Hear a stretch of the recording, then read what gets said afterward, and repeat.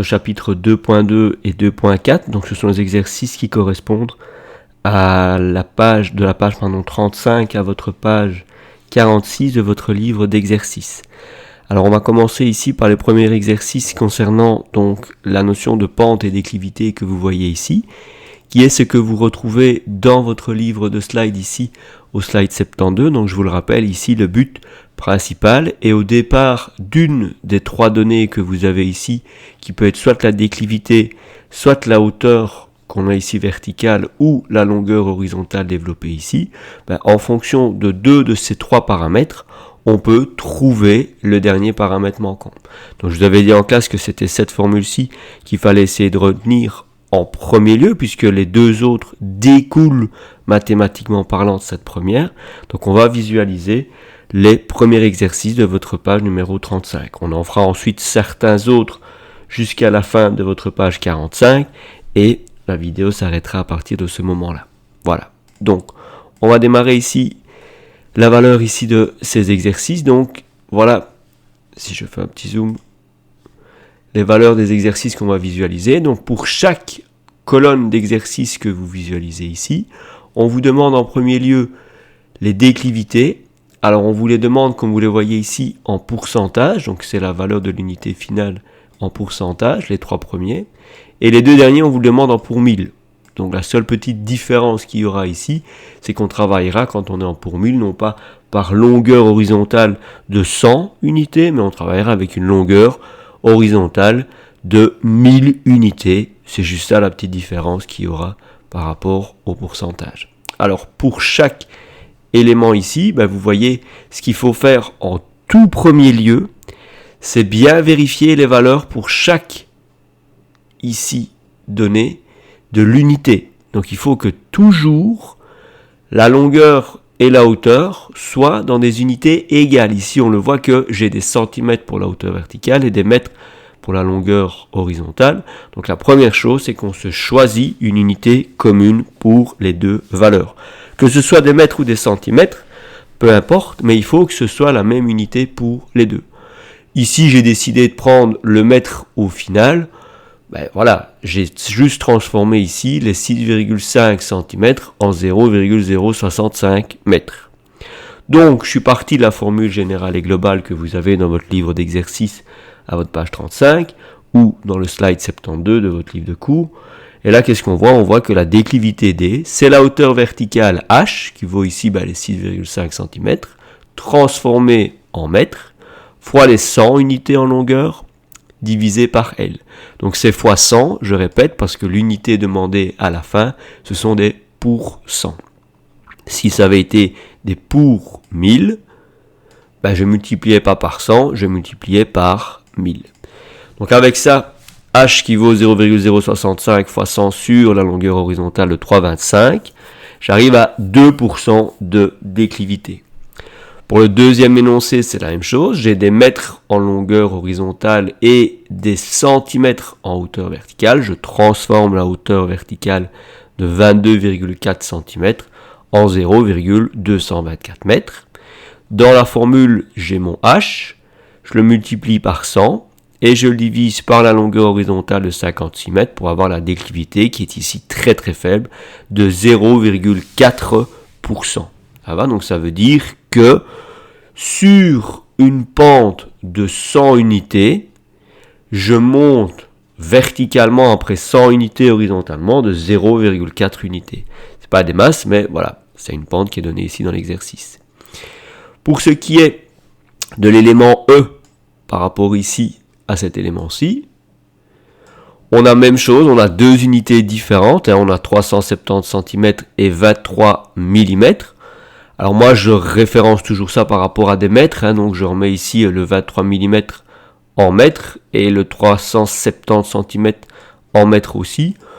Voilà, si vous voulez rester dans des unités différentes, moi j'ai pas d'inconvénient, vous faites l'unité qui est demandée telle quelle, tant que vous exprimez la même unité commune. Ça peut être des mètres, des centimètres, des millimètres, des kilomètres, ce que vous voulez comme unité commune. Alors comme l'unité demandée ici était des pour 1000, d'office, je dois alors multiplier dans la formule, c'est moi qui ai fait une erreur ici, donc c'est pas fois 100, c'est fois 1000, comme je le mets ici, parce que vous avez une valeur d'unité finale en pour 1000. Donc il faudra juste rajouter ici un 0. Ça va? Pour ce qui est de la deuxième colonne ici que vous voyez là ici au-dessus, ben là même chose, je vais en prendre quelques-uns. Et là on demande à chaque fois la valeur de la longueur horizontale en mètres. Donc là, même chose, ce qu'il faut faire est essayer de visualiser. Si on me demande la longueur finale en mètres, ben ça veut dire que toutes les unités qui doivent être à l'intérieur ben doivent se référer à des mètres. Donc si je prends l'exemple du A, ben je vois qu'ici la déclivité est de 4%, ben je ne saurais pas transformer des pourcentages en mètres. Point barre, c'est des pourcents, donc ça reste des pourcents. Qu'est-ce qu'il va y avoir comme autre donnée? Ben c'est la hauteur H verticale qui doit, elle, être transformée en mètres. Donc je vais transformer le 82,8 cm, je vais le transformer en 0,828 mètres. Et donc, pour trouver dans la formule de départ le L qui est demandé ici, ben je dois juste faire passer le L ici et le D, je le remplace et je le mets ici en bas. Donc j'arrive à une formule qui est H fois 100 sur D. Donc comme l'unité donnée ici de D, comme vous le voyez ici, ce sont des pourcentages, donc c'est pour ça que dans la formule, je multiplie par 100.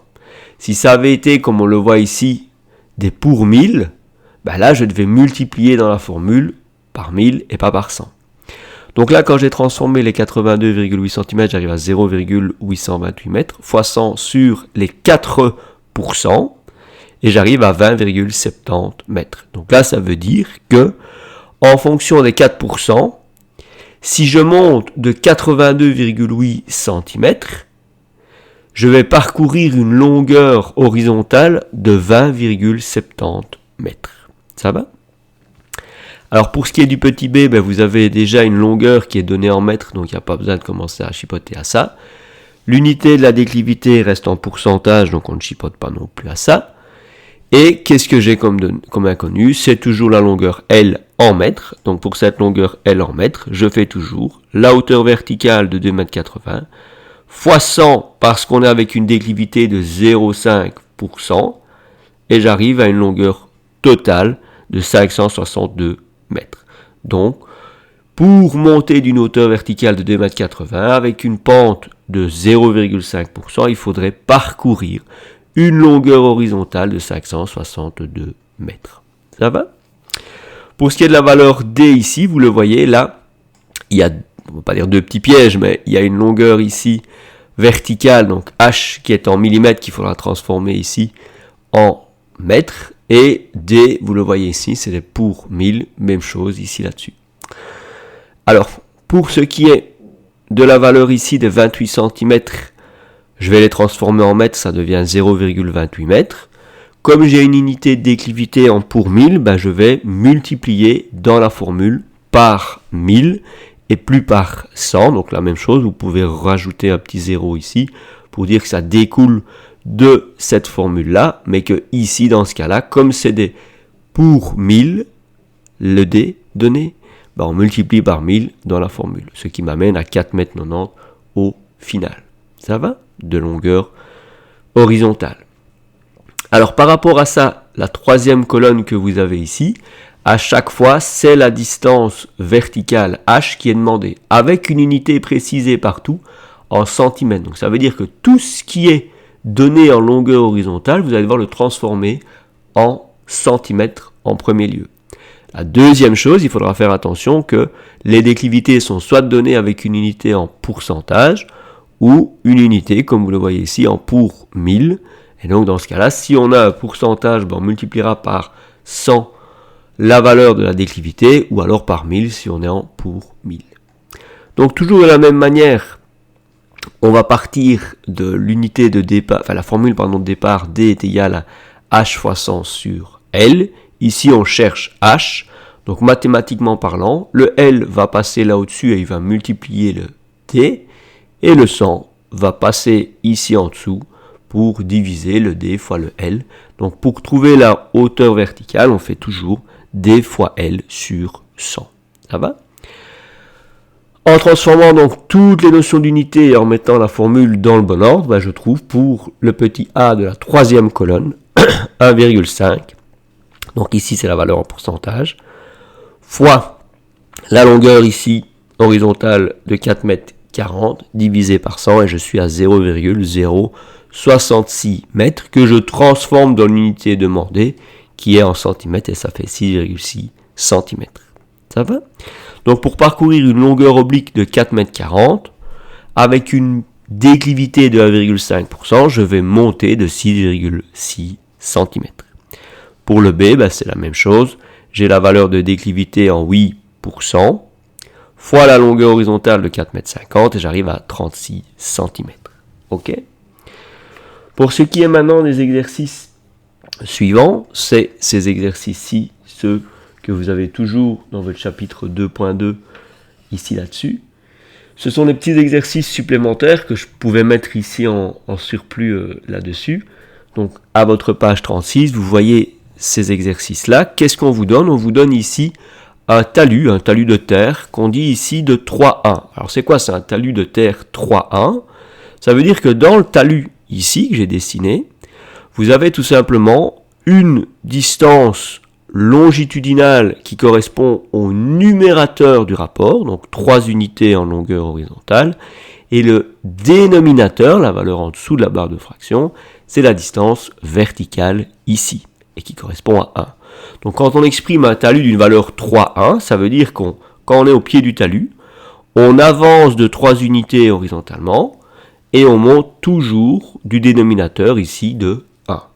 Alors souvent en pratique ici en Belgique, quand on va exprimer un talus et donc une pente de talus, on va les exprimer comme je vous le montre ici sur ce slide, qui sont les expressions en quart. Donc souvent un talus, si je le visualise ici, a une expression en quart. Donc soit on peut exprimer ça, un talus en 2 quarts, ça veut dire que le numérateur 2, c'est la distance horizontale parcourue de pied bas d'emprise jusqu'au point haut de l'emprise de votre talus. Et le quart, le 4 dans le dénominateur, c'est toujours la distance, comme vous le voyez, verticale. Si je suis avec un talus 4 quarts, quand je suis en bas, j'avance de 4 horizontalement dans mon talus et je monte toujours de 4 unités verticalement et c'est un talus, comme vous le voyez, 4 quarts. 4 quarts, ça correspond plus ou moins à 45 degrés, je parcours la même distance horizontale que verticale. Quand je suis avec un talus 6 quarts, talus 6 quarts, ça veut dire que je fais 6 unités horizontales et 4 unités verticales. C'est toujours comme ça. Le dernier que vous voyez ici, c'est le 8 quarts.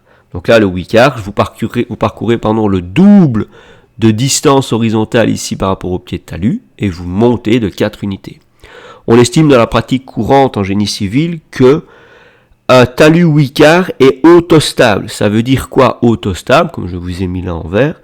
Ça veut dire qu'il n'a pas la nécessité en pied de talus de mettre ici un élément stabilisant, tel un mur en pierre, en brique, en bloc en béton, en gabion, en aile, ce que vous voulez, parce qu'il n'y a pas de risque d'éboulement de terre. L'angle étant tellement faible, mais il n'y a pas de risque d'éboulement de terre. D'accord ? Donc ça, c'est ce que je voulais vous montrer par rapport à votre exercice ici là-dessus. Donc quand on est avec un talus 3,1, donc ça veut dire que la hauteur représente 1/3 de la longueur horizontale et la longueur horizontale est 3 fois plus importante que la hauteur verticale. D'accord ? Donc ici, qu'est-ce qu'il y a à voir ? C'est simplement de se dire que parmi tous ces exercices qu'on vous demande ici, en fonction, si on demande par exemple la hauteur, je sais que c'est égal à 1/3 de la longueur. Donc il suffit de diviser la longueur par 3 et ça vous donne la réponse de votre hauteur. A l'inverse, comme vous le voyez, si vous avez la hauteur, si en fonction de la hauteur vous cherchez la longueur, vous savez que la longueur c'est 3 fois la hauteur, donc il suffit de multiplier la valeur par 3. Donc il n'y a rien de bien sorcier dans ces exercices-là. De la même manière qu'ici, pour un talus d'une valeur de 2,1, la longueur horizontale c'est 2,25 m. Je sais que en proportion de ça, si j'ai un talus 2,1, c'est 2 en longueur horizontale 1 en distance verticale, donc j'aurai plus que à mettre à la place du 3 dans la formule la valeur de 2. Donc ici, la longueur, c'est tout simplement 2 fois la hauteur. Donc pour trouver la hauteur, je diviserai par 2 la longueur et j'ai la valeur que vous voyez ici. Même chose si je suis à l'inverse, la hauteur, si on me la donne, je sais que par rapport à cette hauteur, pour trouver la longueur telle qu'elle, il suffira de multiplier par 2 la hauteur verticale pour trouver la longueur horizontale. C'est tout. Le dernier que je vous montre ici, c'est un talus 3,2. Donc là, c'est un peu différent parce qu'on n'a plus le rapport 1 au dénominateur. Donc ça veut dire qu'on est avec un talus qui a 3 unités horizontales et 2 unités verticales. Donc ici, la hauteur correspond à 2 tiers de la longueur horizontale et la longueur, c'est 3 demi de la hauteur verticale. Donc il suffit alors, si on me donne la longueur, de la remplacer dans la formule ici et je trouve que la hauteur, c'est les 2 tiers de la longueur. Et inversement, si on me donne la hauteur, la longueur, c'est 3 demi fois la hauteur verticale. Ça va ? Alors on trouve les valeurs comme vous le voyez ici, là et là. Autre exercice ici, quand on vous demande ici de compléter en indiquant l'élément manquant dans l'unité demandée, c'est toujours en se référant à la déclivité, la longueur horizontale et la hauteur verticale. Par rapport à la notion de déclivité, vous avez toujours votre formule qui est représentée par rapport à votre page numéro 35, où on sait que la déclivité D, c'est égal à la hauteur verticale H fois 100 unités divisé par la longueur horizontale. Donc en remplaçant dans la formule, je sais que L, j'ai 22 mètres, H, c'est 145 mm, donc je dois d'abord transformer, si je dois d'abord transformer les 145 mm en mètres, et quand j'ai les mêmes unités partout, je remplace dans la formule générale, où D me donnera 0,66%.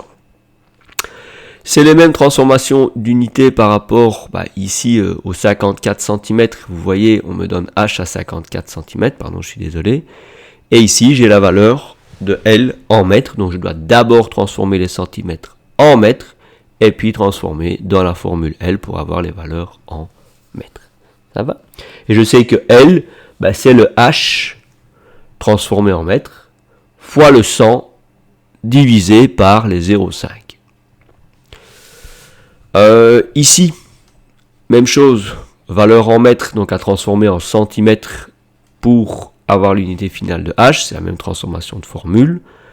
On sait que H, c'est L, donc transformé en centimètres, fois la valeur de 6%, divisé par 100.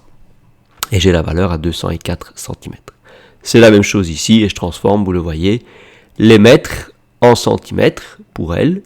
Et quand j'ai transformé les mètres en centimètres, je dois faire attention que ici, j'ai des pour 1000, donc c'est bien indiqué ici dans votre D, donc ça veut dire que dans ce cas-là, pour trouver H, c'est la valeur L transformée en centimètres, fois les 0,3, mais divisé par 1000 dans la formule, puisque je suis avec des pour 1000 et plus des pourcents.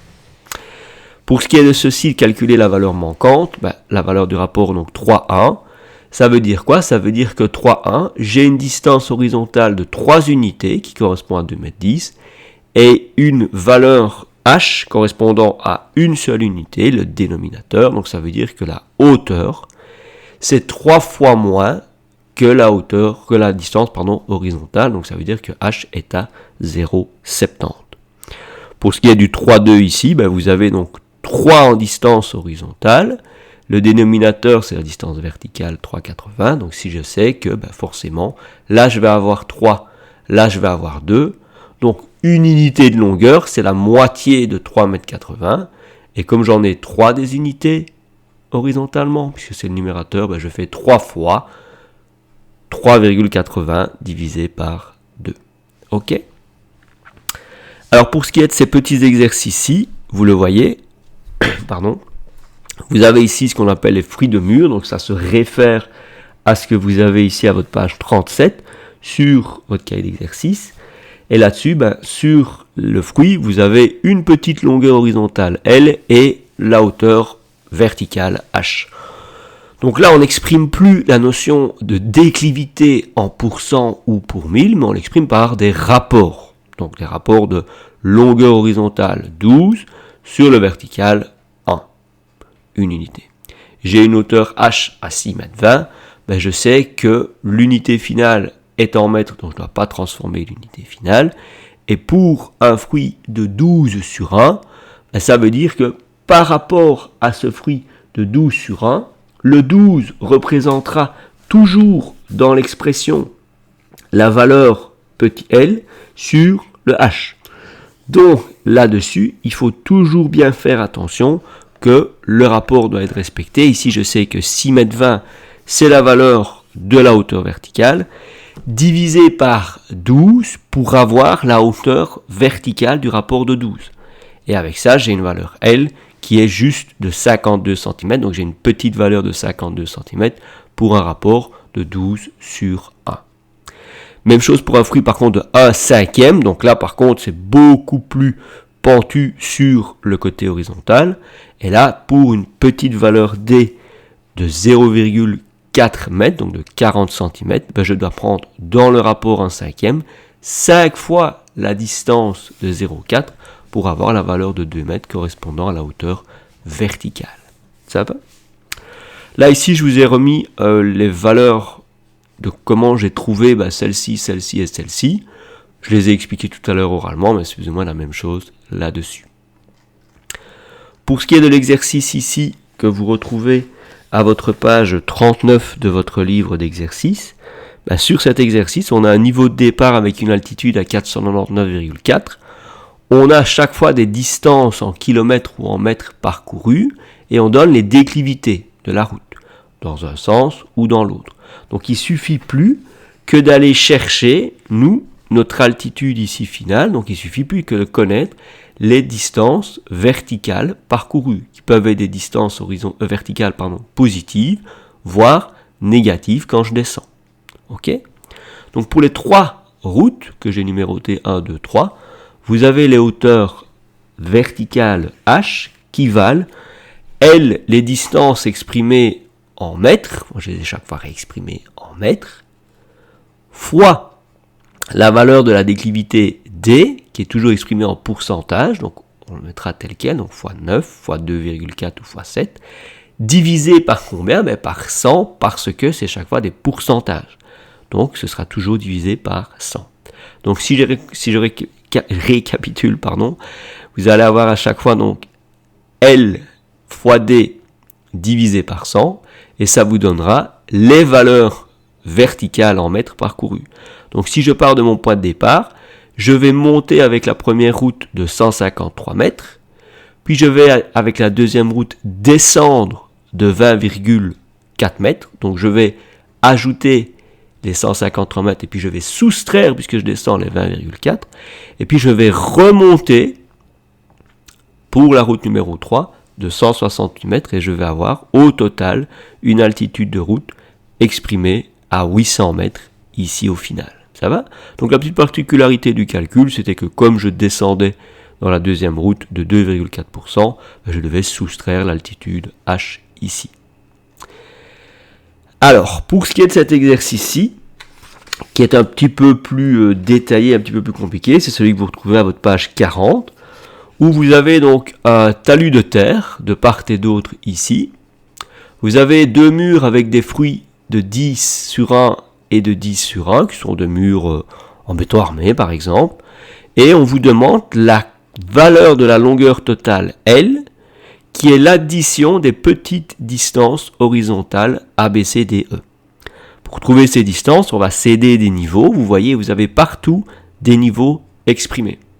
Donc je vais essayer de zoomer encore une fois pour que ce soit peut-être un petit peu plus détaillé pour tout le monde. Donc, vous avez un niveau à 639,70 au sommet de mur, donc pas au niveau terre mais au sommet mur. À l'arrière trottoir ici, vous avez un niveau. Vous avez votre trottoir avec une pente de 2%, donc vous avez ici le niveau sur bordure et juste un peu plus bas ici le niveau sur chaussée. La chaussée a une pente de 4% jusqu'au niveau bas ici. Le niveau bas chaussée est à 634,11. Sur la bordure, c'est 634,26. Donc vous avez une petite bordure de 15. Le trottoir monte de 2%. À l'arrière du trottoir, vous avez un niveau de 634,29 qui n'est pas le même ici que celui que vous aviez là-bas. Mais par contre, au niveau dessus ici, c'est toujours le même niveau à 639,70. Donc on voit que le niveau ici, arrière-trottoir là, n'est pas le même que le niveau arrière-trottoir ici. Donc il y a une petite différence, un petit décalage ici de 21. On peut exprimer ça à mon avis en centimètres. Moi j'ai supposé toutes les cotes en mètres.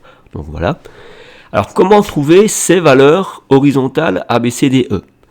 Quand je vais trouver A et E, je suis avec des notions de déclivité en fruit de mur. Donc je vais devoir me référer aux valeurs des formules données à votre page 37. Donc à cette page 37, vous le voyez ici, on va se référer à ce que l'on a ici par rapport à l'expression des valeurs des fruits de mur. Ça reste très clair et très simple, mais voilà, ici je vous remontre l'exemple. Si on a un fruit de 10 sur 1, ça veut dire que on a 10 en longueur verticale et 1 en unité horizontale. Donc pour avoir 5 par exemple mètres, il faut une unité horizontale à 50 cm. Donc nous ici, qu'est-ce qu'on doit connaître? On doit connaître la distance horizontale entre 639,70 et le niveau ici arrière-trottoir à 634,50. C'est ma valeur H dans la formule que vous voyez ici. Donc, pour trouver H, je fais la différence des deux niveaux. Et cette différence des deux niveaux, je la multiplie par la valeur vue dans la formule, qui est la notion de l'unité. Une petite unité horizontale pour, ici, 10 unités verticales.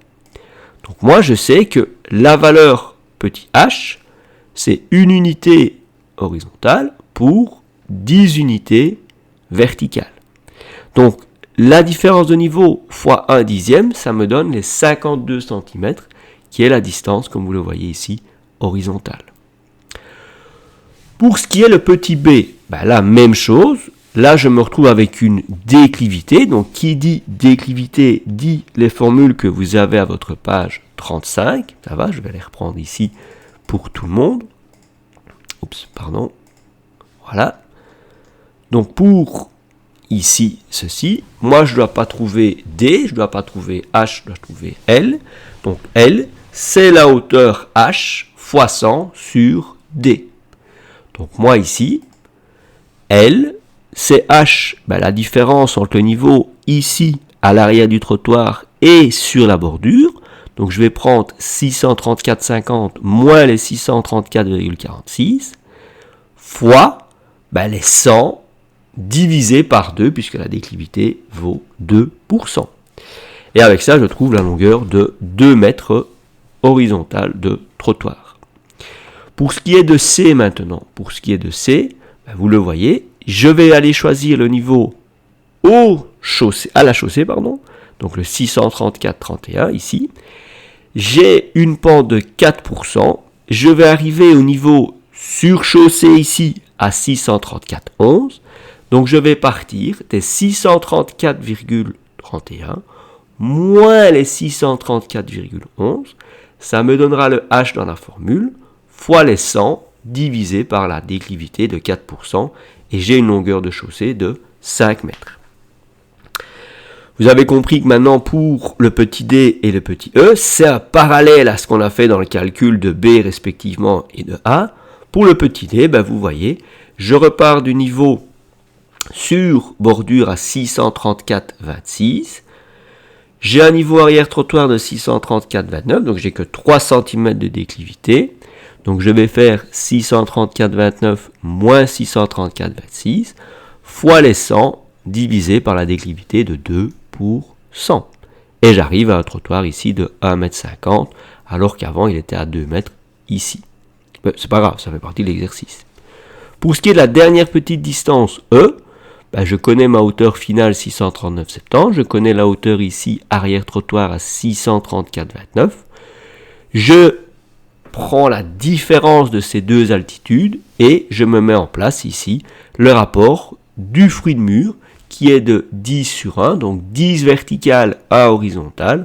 Donc je multiplie par 1 dixième et j'arrive aux 54 cm. Quand je fais l'addition de toutes ces grandeurs, j'arrive à une longueur totale, ici, qui part du sommet de mur au sommet de mur, je suis à 9 mètres 56. Ça va? Donc, qu'est-ce qui avait de compliqué là-dedans dans cet exercice? C'était de trouver en fait les hauteurs H à chaque fois par rapport à des différences altimétriques, des différences de niveau. C'est ça qui était différent en fait dans le calcul. Maintenant, la deuxième difficulté qu'on allait retrouver ici, c'était que dans deux cas de figure pour la cote A et la cote E, on ne travaille plus avec la formule de déclivité en pourcentage, mais on travaille avec des rapports, ici grand H sur grand L, qui sont les rapports de fruits de mûr. Donc ça, c'est la petite particularité qu'il y avait dans la formule. On n'avait plus des petits d, ni des pourcentages. On se retrouvait avec un rapport de fruits de mûr qui était un peu différent de ce qu'on avait l'habitude de faire dans les exercices au préalable. Ça va? Alors, les trois derniers petits exercices que vous avez ici tels quels, c'est les exercices que vous allez retrouver à votre page, ici, 43 et 44 et 45 de votre livre d'exercices. Alors là-dessus, on me demande une poutre en béton armé qui fait 5 mètres de long, 20 cm de large et 30 cm de haut. On me demande la masse de la poutre et on vous demande qu'est-ce que serait cette poutre en bois au niveau de sa masse, avec une masse volumique ici du bois qu'on estime à 850 kg par mètre cube.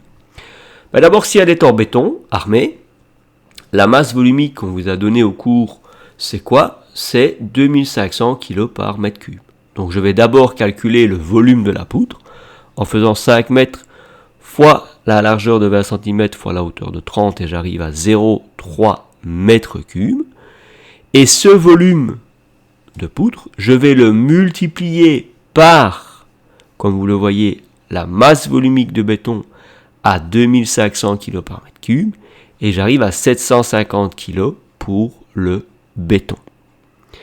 Je fais le même volume de poutre, mais je prends la masse volumique du bois, 850, et là j'arrive à 255 kg. Quelle serait la différence de masse entre les deux? Il suffit de prendre le 750 kg pour la poutre en béton, moins les 255 kg de la poutre en bois, et j'arrive aux 495 kg de la poutre. 495 kg, je vais y arriver, de la différence entre les deux. Qu'est-ce que ça représenterait comme pourcentage de masse globale? Au final, on voit que les 495 kg, si je les divise par les 750, on peut le faire ici à la calculatrice assez facilement.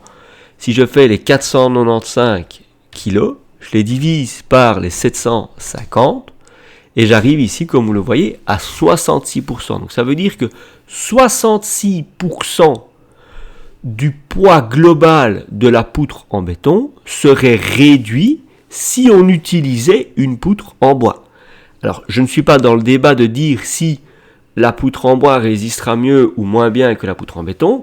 Les contraintes admissibles sont différentes pour forcément la poutre en bois que la poutre en béton.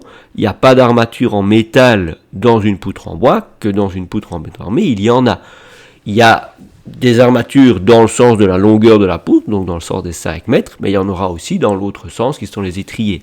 Donc voilà, le débat n'est pas là, le débat est juste de savoir quel serait le poids des poutres si c'est tel ou tel matériau et qu'est-ce qu'on a comme différence. On voit en conclusion qu'une poutre en bois, d'office, elle est plus légère qu'une poutre en béton. C'est ça qu'il faut se donner ici comme valeur. D'accord ? Alors, on vous parle ici de l'exécution d'un crépi sur isolant, avec une paroi ici qui fait 7,85 de long, 2,48 de hauteur. Et on a un produit de crépi qui a une masse volumique de 1350 kg par mètre cube. On sait que la couche de crépi fera 2 mm comme on voit ici. Et on vous demande combien de bidons de 10 kg seront nécessaires pour réaliser cette couche sur cette surface-là avec ce matériau-là. La première chose, comme je viens de vous le dire, c'est de calculer la surface à crépir. 7,85 x 2,48. Je suis à 19,47 mètres carrés. On sait qu'on a une couche de 2 mm. Donc je vais multiplier cette surface par les 2 mm. Ça donne 0,002 mètres.